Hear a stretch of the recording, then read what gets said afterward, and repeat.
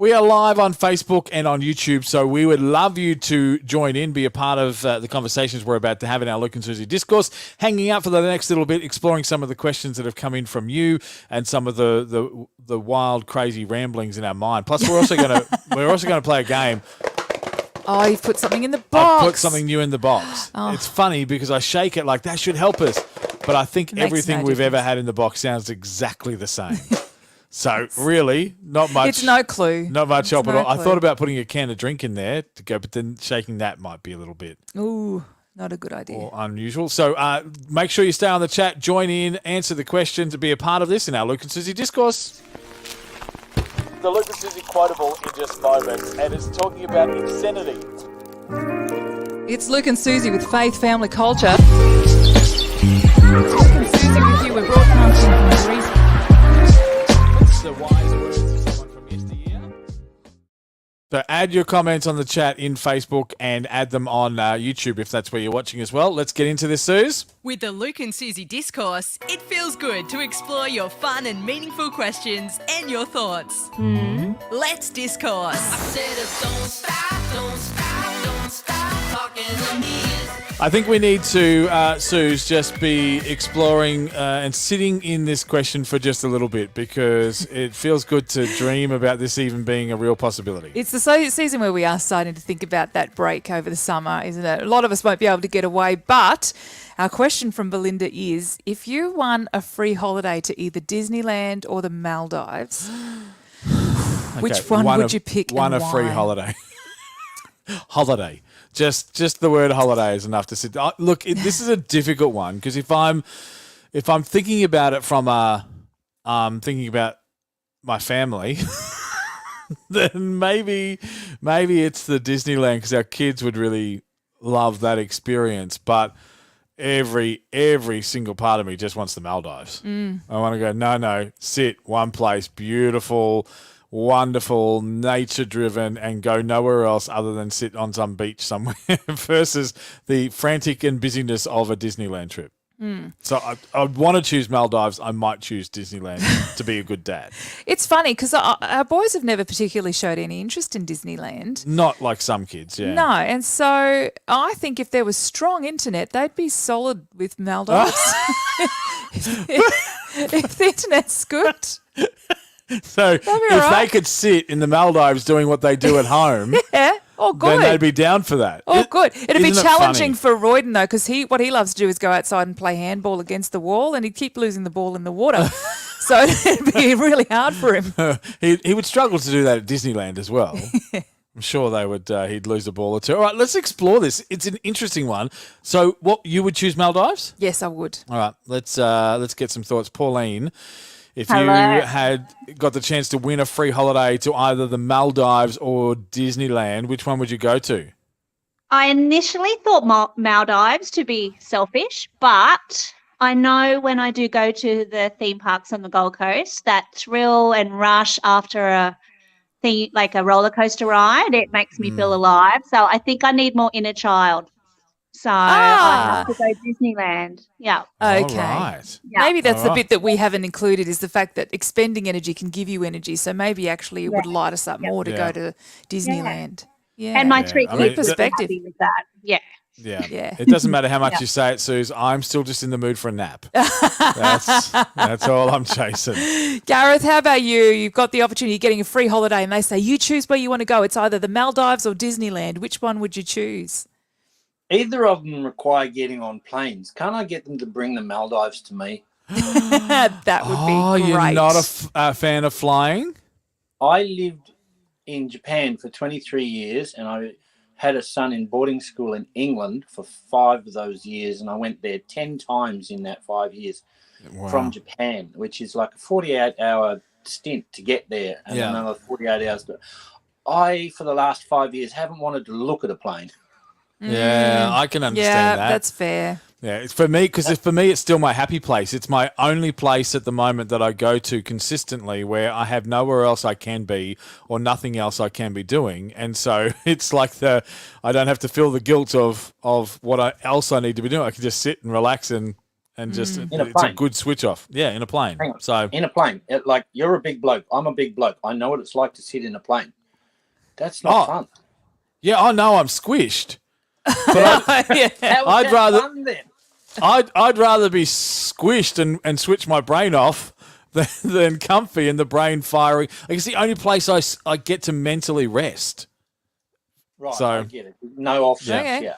I think for me, what I get on a plane is what other guys tend to get mowing the lawn by the sounds of it. But I don't get it, Mo. You've heard So I've heard. rumour of. From what I understand. All right, this is interesting. The different perspectives I never anticipated here. Let's get into Vanessa. Let's go and ask, if you want a free holiday to either Disneyland or the Maldives, which one would you pick and why? For me, it's an easy choice, actually. I'd choose Disneyland, and I actually did have the privilege of going there when I was about 13 or something with my family. And I think I'd choose that one again because as much as I'd love to do exactly what you're saying and relax in the Maldives and do nothing, if you read about the ecological damage from the tourism and the plastic and the beach erosion and these types of factors that are massive over there, I kind of don't want to be a part of that. Not to say things aren't bad in America and where Disneyland is and blah, blah, blah. But it's so obvious that people are, losing their homes because of the beach erosion because they keep building more resorts and things like that. So for me, it's a bit of an ecological choice as well. As well as Great perspective. spend one day. We had one day in Disneyland as a family, and it's awesome. Yeah, you got to go. Yeah. Yeah, all right. So, I mean, this is one of those cases, by the sounds of things, Vanessa, where we say ignorance is bliss. And while you're unaware of the damage on the Maldives, you're happy to go there. But once you become aware of it, then you kind of, It's hard to, yeah. it's hard to. Yeah, We've got some fair. dropouts going on here. Let's move and see if we can hear from. It's quite funny. Before we go to Marilyn, when Vanessa said she went to Disneyland when she was 13, I saw the camera on producer Sammy's face, and it was like the most exciting thing that anybody has said. she was I've pumped. been there. It's real. It's Oh my real. gosh, she's been to Disneyland. Producer Sammy, you seem to get way too excited on somebody else's joy. Well, absolutely. If I could live vicariously through you, or if actually, Yeah. could you just send me all of your pictures, Vanessa? I'd love to see. She'll go through them. It's Yeah. true. Yeah. She will. And probably cry and smile and go through every emotion that the photos carry. Absolutely. You're a real feeler, Sammy.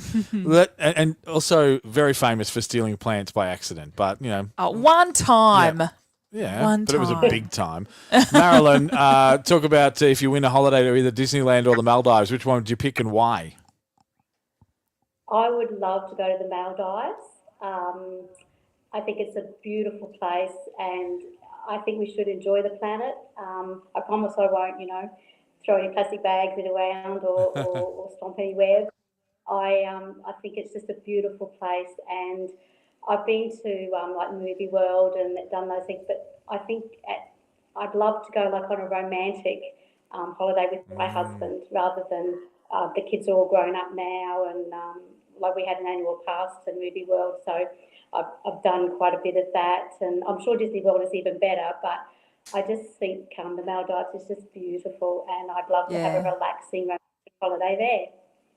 That Yeah. sounds good. Hugh and Julie agree with you. They've written through and said the Maldives for us. So, yeah, bit I of think a- you're not alone in your thoughts there, Marilyn. Bit of a split bag going on here, Suze. If you want to message through the text to 0417 455 on the SMS, 0417 455 With the Luke and Susie Discourse, it feels good to explore your fun and meaningful questions and your thoughts.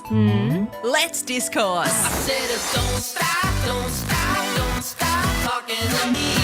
I'm a little bit torn about Jonathan's question, Suze, to the show, because I agree with the premise. Yes. I don't live the premise, but I know that's not true. I think there's the theory that life is so simple and straightforward as this, and then there's the reality. Yeah. So let's get into Jonathan's question. Okay, so it sort of comes with the idea. Do you think that leaving 5 minutes early so you won't be rushing is something that's an easy habit to establish? Yeah.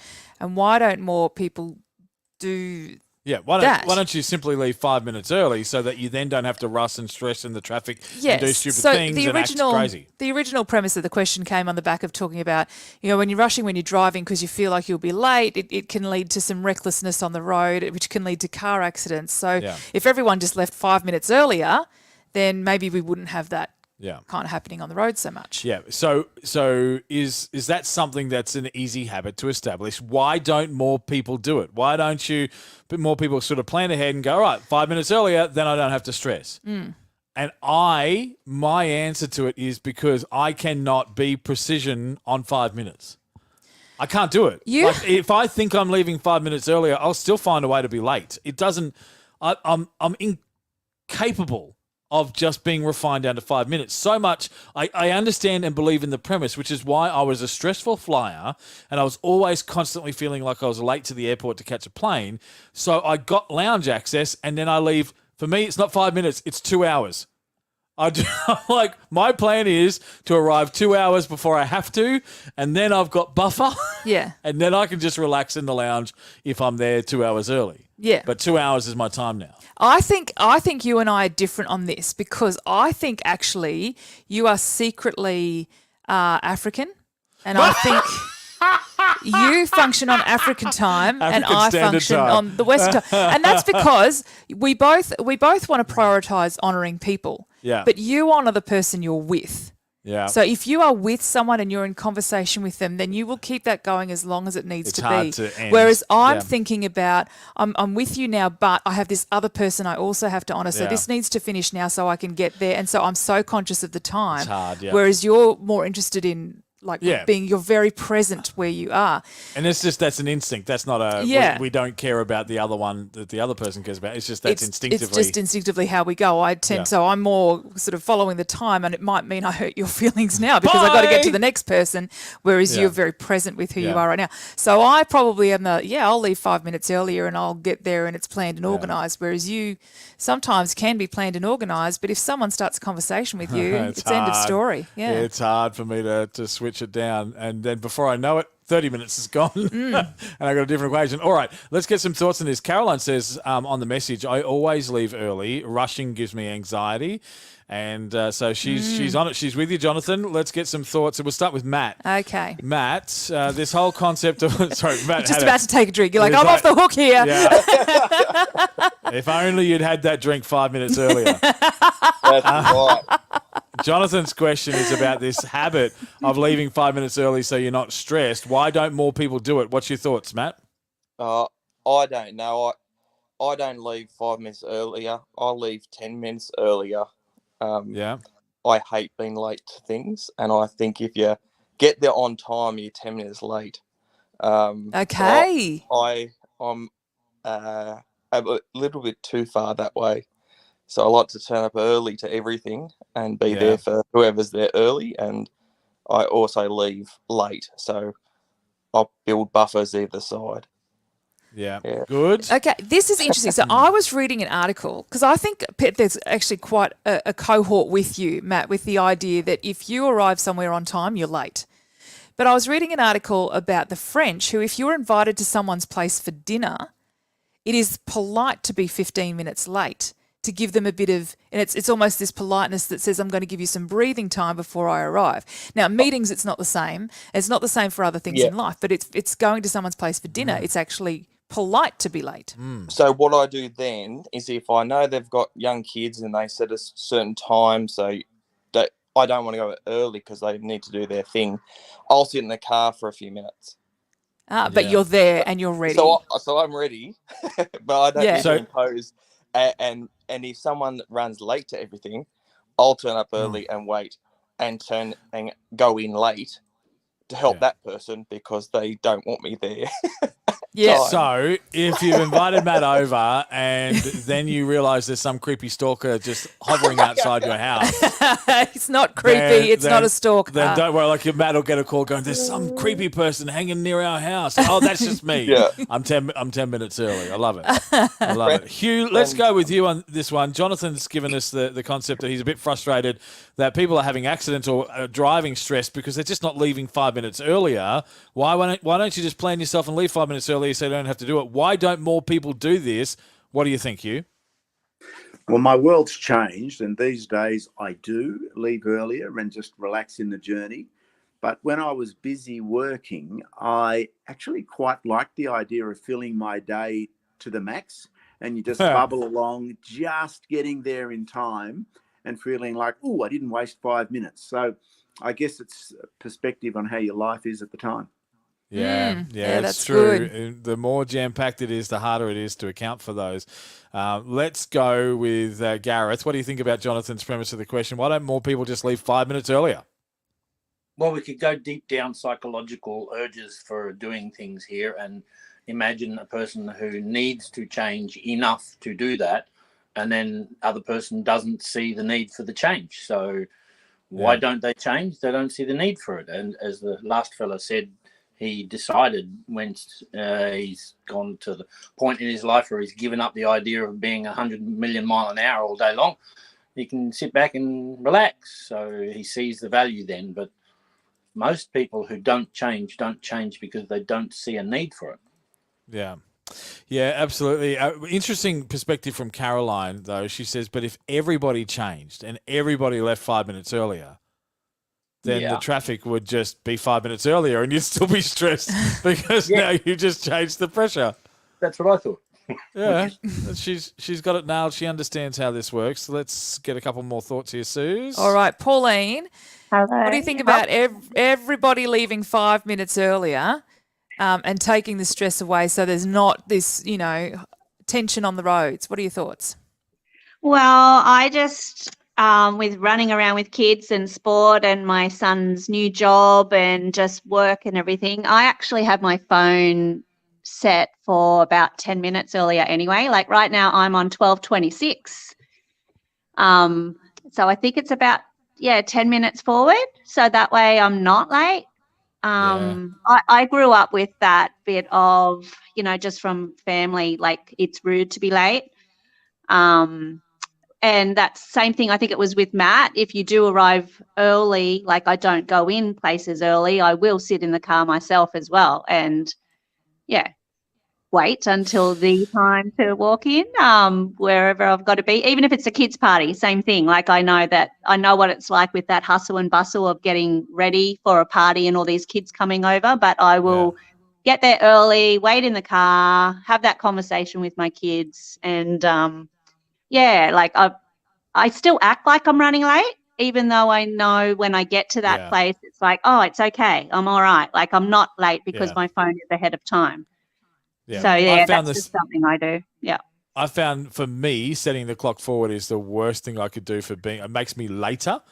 Oh, really? Because then my brain goes, oh, it's forward, and then overcompensates. And actually, then I end up more late because my brain is going, so it's you've got plenty of time because it's fast. And then I count for subconsciously 12 or 13 minutes rather than the 10 minutes or whatever. And then I forget how far forward. Anyway, it doesn't help me. It doesn't work for Luke. But, Suze, I think one of the things that I have done and that has worked for me in this space is if I'm going anywhere where there is a coffee shop in the vicinity of, then to plan in this buffer and then...